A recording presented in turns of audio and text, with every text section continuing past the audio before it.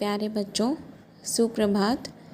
बच्चों, हम हिंदी में कक्षा चौथी पाठ पुस्तक में दी गई पहली कविता मन के भोले भाले बादल शुरू कर चुके हैं।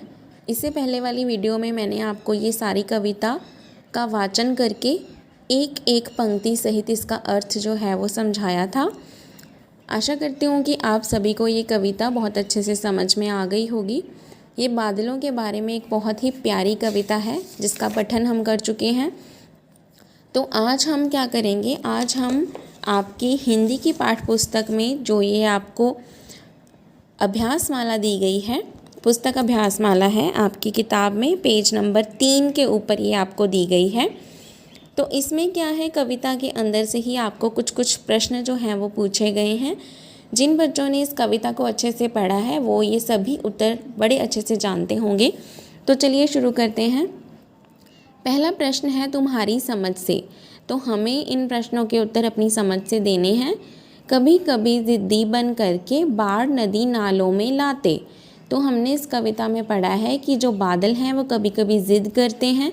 जैसे कभी कभी हम भी ज़िद करते हैं, हमें कोई चीज़ चाहिए होती है, कोई खाने वाली चीज़ या कोई खिलौना, या बाहर खेलने के लिए हम ज़िद करते हैं, नए कपड़ों के लिए ज़िद करते हैं। तो इसी तरह से जो बादल हैं वो भी बहुत नटखट हैं। कभी कभी ज़िद्दी बन के वो क्या करते हैं कि बारिश बंद ही नहीं करते, बहुत ज़्यादा बारिश करते हैं और नदी नालों में हर जगह पानी ही पानी भर जाता है और बाढ़ आने जैसे आसार हो जाते हैं। तो पहला प्रश्न है, बादल नदी नालों में बाढ़ कैसे लाते होंगे। मैंने पेंसिल से बुक में ही आंसर लिखे हैं, आप चाहें तो नोटबुक में भी अपने आंसर जो हैं वो लिख सकते हैं। तो बादल नदी नालों में बाढ़ कैसे लाते होंगे, बहुत अधिक बारिश करके। जब वो बहुत अधिक बारिश करते हैं, एकदम से हर जगह गलियों में, नदी नालों में, छत पे पानी ही पानी भर जाता है, तो बाढ़ आने के आसार हो जाते हैं। तो वो बहुत अधिक बारिश जब करते हैं तभी वो बाढ़ ला सकते हैं। नहीं किसी की सुनते कुछ भी, ढोलक ढोल बजाते बादल। तो बादल जो हैं वो कभी किसी की बात नहीं सुनते हैं और ज़ोर ज़ोर से आपस में टकराकर ढोलक की तरह ढोल बजाते हैं। तो प्रश्न क्या है, बादल ढोल कैसे बजाते होंगे। आंसर है आपस में टकराकर। जब वो आपस में ज़ोर ज़ोर से टकराते हैं तो आवाज़ें आती हैं, तो ढोल जैसा प्रतीत होता है। कुछ तो लगते हैं तूफ़ानी, कुछ रह रह करते शैतानी। कुछ तो बहुत ही तूफ़ानी लगते हैं, देखने में भी डरावने लगते हैं, और कुछ क्या करते हैं, शरारतें यानी कि शैतानियाँ करते हैं। तो प्रश्न नंबर 3 क्या है, बादल कैसे शैतानियाँ करते होंगे। तो इसका उत्तर है कभी बारिश करके, कभी टकराते, कभी गरजते। तो वो बार बार जो हैं अलग अलग तरह की शैतानियाँ करते हैं। कभी वो बहुत ज़्यादा तेज़ बारिश करते हैं जिससे हमें बाढ़ जैसा लगता है, कभी आपस में टकराकर ज़ोर ज़ोर से ढोल जैसी आवाज़ें निकालते हैं, कभी गरजते हैं। ठीक है, तो ये तीनों उत्तर जो हैं मैंने बुक में पेंसिल से लिखे हैं आपको इनके उत्तर बताने के लिए। आप अगर चाहें तो इन प्रश्नों को अपनी कॉपी में भी कर सकते हैं। आगे हमें क्या दिया गया है, कैसा कौन। तो हमें बताना है कि कौन कैसा है। सबसे पहले क्या है, सूरज सी। तो कैसा में चमकीली थाली। क्या है वो, चमकीली है। कैसी में बताया गया है कि चमकीली है, और कौन है, थाली। तो सूरज सी चमकीली थाली। चंदा सा डैश डैश। तो चंदा मतलब चांद सा, चांद सा। अब चांद बहुत सफ़ेद होता है, हम सभी को पता है, हमने देखा है। तो चंदा सा गोरा मुखड़ा, मुखड़ा मैंने मुँह, चेहरा। हाथी सा भारी आदमी। अब हाथी सा, अब हाथी सा में हम क्या लिख सकते हैं, एक मिनट के लिए सोचिए सभी। हाथी क्या होता है, एक बहुत ही विशाल जानवर है, बहुत ही बड़ा है, उसका जो शरीर है वो बहुत बड़ा होता है। तो हाथी सा भारी आदमी। जोकर सा। तो जोकर सा के बारे में हम क्या लिख सकते हैं, हमने पढ़ा है कि जोकर जैसे तोंद, तोंद यानी उसका पेट जो है वो बहुत बड़ा मोटा फुलाया हुआ होता है। तो जोकर सा मोटा पेट। परियों सा सुंदर मुखड़ा। गुब्बारे सा फूला पेट, या फिर मुंह भी लिख सकते हो यहाँ पे, गुब्बारे सा फूला मुंह। ढोलक सा बजता डिब्बा। ठीक है, जब हम डिब्बे को या किसी भी चीज़ को बजाते हैं तो उसमें से आवाज़ें जो हैं वो आती हैं ढोलक जैसी, ढक ढक की आवाज़ आती है जब भी हम किसी चीज़ को बताते हैं।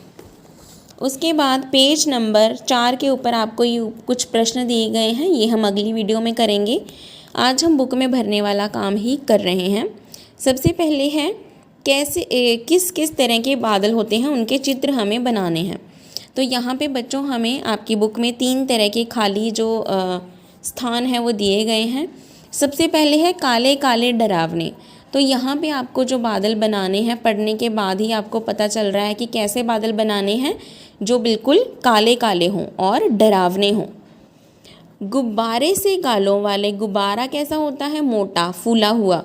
तो आपको यहाँ पे फूले हुए गुब्बारों जैसे ही जो बादल है वो बनाने हैं। उसके बाद है हल्के फुल्के सुहाने। तो शाम के टाइम जब धूप चली जाती है तो बादल हल्के फुल्के होते हैं, सुहाने होते हैं। तो यहाँ पे थोड़ी थोड़ी लालिमा वाले लाल लाल या फिर संतरी रंग के जो बादल हैं वो आप बना सकते हैं। यहाँ पे आपको काले रंग के बादल बनाने हैं। पेंसिल से बनाने के बाद आप उनमें कलर भर सकते हैं, रंग भर सकते हैं। और यहाँ गुब्बारे से गालों वाले मोटे मोटे जो बादल हैं वो आप बनाएंगे। कविता में बादलों को भोला कहा गया है। इसके अलावा बादलों के लिए और कौन कौन से शब्दों का इस्तेमाल किया गया है? तो कविता में बादलों को भोला बोला गया है। उनके अलावा उनके लिए और कौन कौन से शब्दों का इस्तेमाल किया गया है? जैसे कि म से कौन सा शब्द बादलों के लिए प्रयोग किया गया है? मत वाले। शै से शैतानी। जी से ज़िद्दी। तू से तूफ़ानी। तो ये चारों जो शब्द हैं वो बादलों के लिए इस्तेमाल किए गए हैं। आगे है बारिश की आवाज़ें। कुछ अपने थैलों से चुपके झरझर झर बरसाते पानी। पानी के बरसने की आवाज़ है झर झर झर। पानी बरसने की कुछ और आवाज़ें लिखो। तो पानी की आवाज़ें अलग अलग होती हैं, हम इसमें और आवाज़ें कैसे लिख सकते हैं?